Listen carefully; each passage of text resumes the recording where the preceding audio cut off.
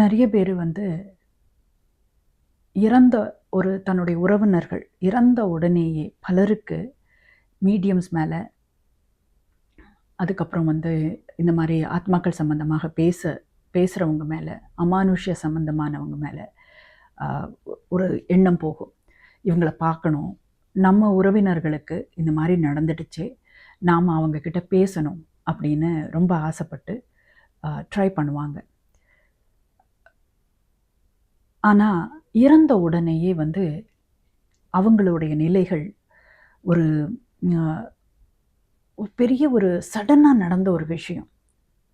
இறப்புன்றது எப்படி இருக்க போகுது அப்படின்ற ஒரு கேள்விக்கு அவங்களுக்கு பதிலே தெரியாமல் ஒரு திடீரென்று அவங்களுடைய உடல் பறிக்கப்பட்டு அவங்க மனம் போகுது. உங்களுக்கு வந்து கனவுகள் நீங்கள் எல்லாருமே பார்த்துருப்பீங்க. அந்த கனவுகளில் பார்த்தீங்கன்னா சில நேரங்களில் ரொம்ப ஒரு பயமான ஒரு சூழல்கள் இருக்கும்.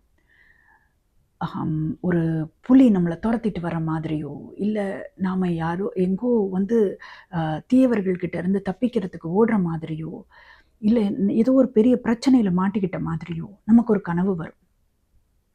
இந்த கனவுகள் பார்த்தீங்கன்னா, இந்த கனவு எப்போ முடிய போகுதுன்ற மாதிரி ஒரு பயம் இருக்கும். அந்த பயத்திலிருந்து நாம் உடம்பை கஷ்டப்படுத்தி இப்படி திருப்பி அப்படி திருப்பி கண்ணை முழிச்ச உடனே ஒரு பெரிய ஒரு பயந்துட்டேன் நான், ஒரு நைட் மேர் இது அப்படின்னு நிறைய பேர் சொல்கிறத பார்த்துருக்கோம், நம்ம அனுபவிச்சிருப்போம். இந்த ஒரு நைட் மேர் மாதிரி அதுக்கு முடிவே இல்லாமல் இருந்ததுன்னா எப்படி இருக்குங்க? அப்படி பலருடைய ஆத்ம நிலை இருக்குது. எந்த ஒரு விஷயமும் தெரியாமல், ஆத்மாக்கள் பற்றி தெரியாமல், பாவ புண்ணியங்கள் பற்றி தெரியாமல், நாம் செய்கிற ஒரு செயல்பாடுகளில் பிறருக்கு நன்மை வரப்போகுதுன்றது தெரியாமல் பலர் வாழ்ந்துக்கிட்டு இருக்காங்க. இறந்துட்ட உடனே அவங்க அப்படி ஒரு நிலைக்கு தூக்கி எறியப்படுறாங்க.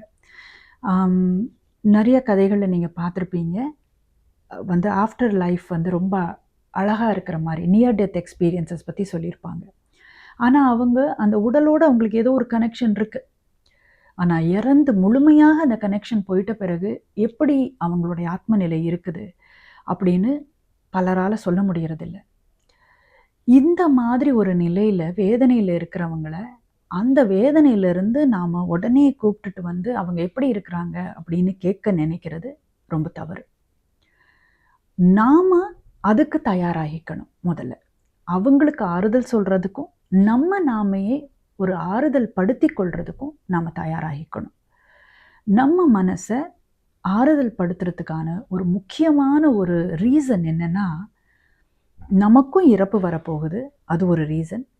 ரெண்டாவது, ஆத்மான்னு ஒன்று இருக்குதுன்னு முழுமையாக நம்பினோன்னா இந்த இறப்பை பற்றி, அவங்க இறந்துட்டாங்களேன்றதை பற்றி நம்மால் ஒரு தேற்றுதலை ஏற்படுத்தி கொள்ள முடியும்.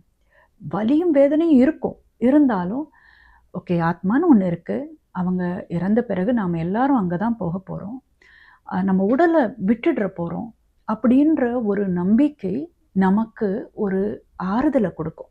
இந்த ஆறுதல் மன அமைதியாகி நம்மளுக்கு ஒரு பேலன்ஸ்டு மைண்ட் செட்டை கொடுத்ததுன்னா அதுக்கப்புறம் அவங்கக்கிட்ட கம்யூனிகேட் பண்ணுறது பெட்டர். ஸோ க்ரீஃபை ரொம்ப காலத்துக்கு இழுத்துட்டு போகக்கூடாது. இந்த க்ரீஃபை சீக்கிரமாக, இந்த மன அழுத்தத்தை சீக்கிரமாக நாம் மாற்றிக்கொள்ள முயற்சிக்கும் பொழுது அந்த ஆத்மாக்களுக்கும் நல்லது, நமக்கும் நல்லது. இதுதான் நான் நினைக்கிற கருத்து. உங்களுடைய கருத்து என்ன அப்படின்றத எனக்கு இமெயில் மூலமாக நீங்கள் தெரிவிங்க. நன்றி.